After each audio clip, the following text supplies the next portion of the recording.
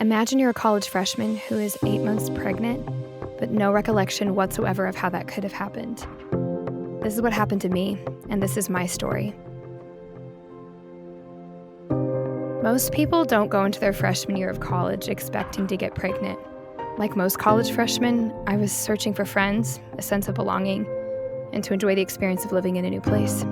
I joined a sorority, made a lot of new friends, and explored my college town. My friends and I loved to go out and go party hopping at all the fraternities on the weekends. Every Friday was pretty much the same. My friends and I would gather in one of our dorms, get ready, do our makeup, get dressed, listen to music, and dance and take pictures until it was time to go out. But one Friday night was really different. This particular night, I have no memory of it all. It was a typical Friday, and we went to our weekly ritual and then went to a party. Once we got there, I grabbed a drink, but after that, I have no memory whatsoever of what occurred the rest of the night. I woke up the next morning in my dorm room, like any other morning after going out, but I knew something was off. I went to my bathroom and looked in the mirror and saw mysterious bruises on my arms and legs. I thought maybe I had taken a fall the night before, but I just couldn't shake the feeling that something more had happened. After that day, I pushed down any unwanted thoughts or feelings about what could have happened. I just wanted to keep living my normal life. And with finals coming up, I wanted the semester to end on a high note. Summer break came and went, and everything felt like it was going to get back to normal again, until things weren't.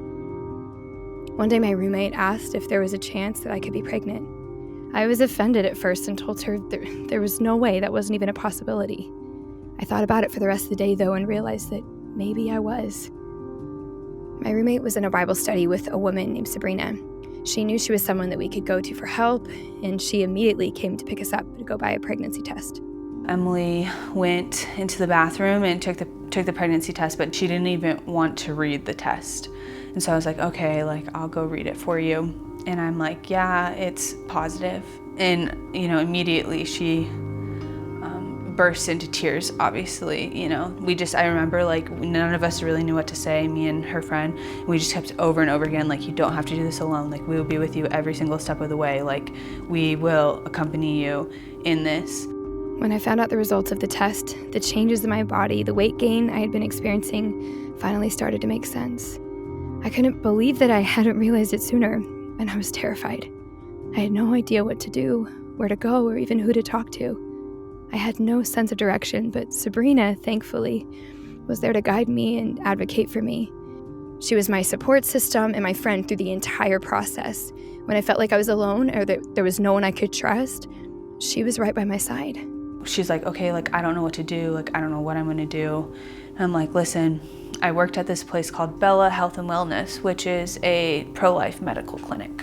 And I told her, I sat there and I was like, listen, if my sister was in this situation, if my daughter was in this situation, if anyone I loved and cared about was in this situation, this is where I would take them. I was like, I would take them to Bella.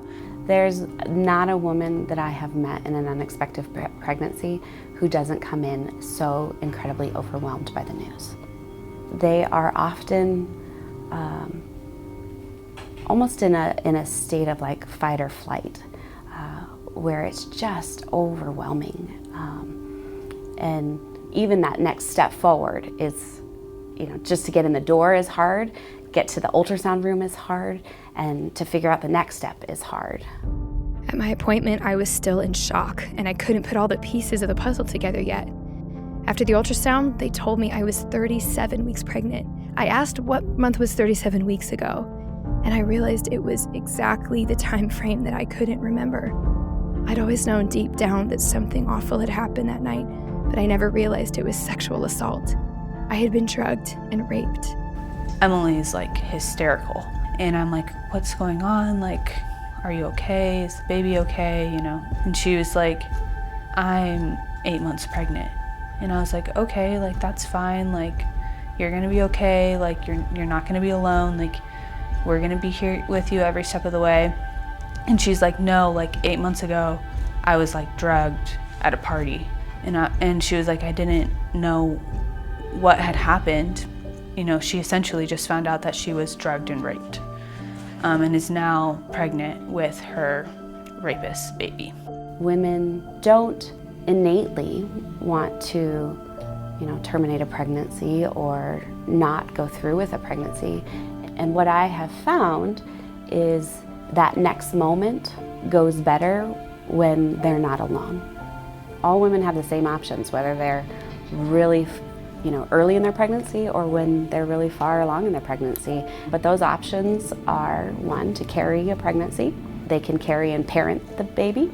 A second option would be to carry the pregnancy and have an adoption where we connect them with an adoption agency or an adoptive family. And that adoption can be one that would be they can be involved or they can be totally removed from it and have no more contact if that's better for them. And then the third option, even at the latest of late, to the time it's time to deliver the baby, would be an abortion. It's important to know, even at the late end, whether it's 7 months, 8 months, 9 months, and something that I would explain to every woman who comes in at that point is no matter what, even if they choose an abortion at that time, they will be delivering a baby. So that baby may be no longer living because of the abortion. They've terminated the baby, but they will still be delivering a baby at that point. So abortion, even up in Colorado, up to term, is legal. Abby just did this phenomenal job of being like, just because you're 8 months pregnant right now, just because it's an insanely hard situation, does not mean that your hopes and dreams are over. And it does not mean that you have to walk this walk alone. And essentially pose this question of like, what if there's a big plan for this baby too? And in that moment, Emily decides, all right, like this baby, I'm gonna choose life for this baby.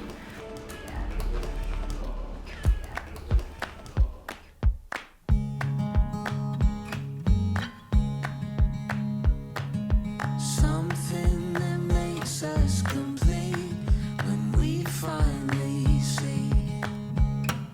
Having an adopted child, I think, has brought a whole new level of love that I didn't know I could experience into my life. Like, there are days I just look at Xavier and I'm amazed at his life, honestly. And I tell him, like, Xavier, your life is a gift to me. And I tell him that, I try to tell him that every day, but just like, your life is a miracle. Totally. Like, your life is a miracle.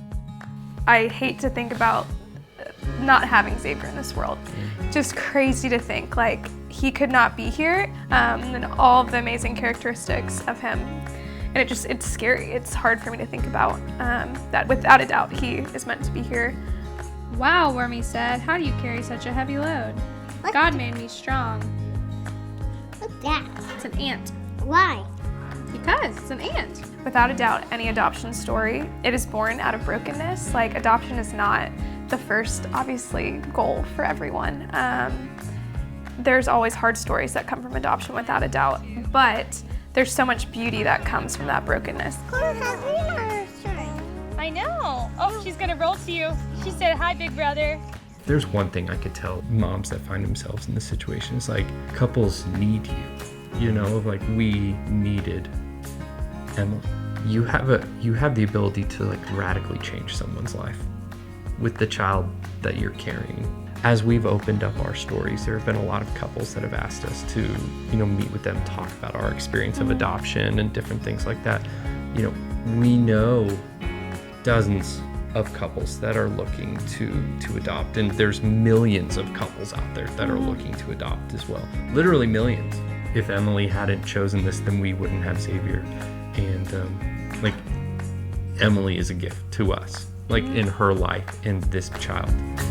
It's so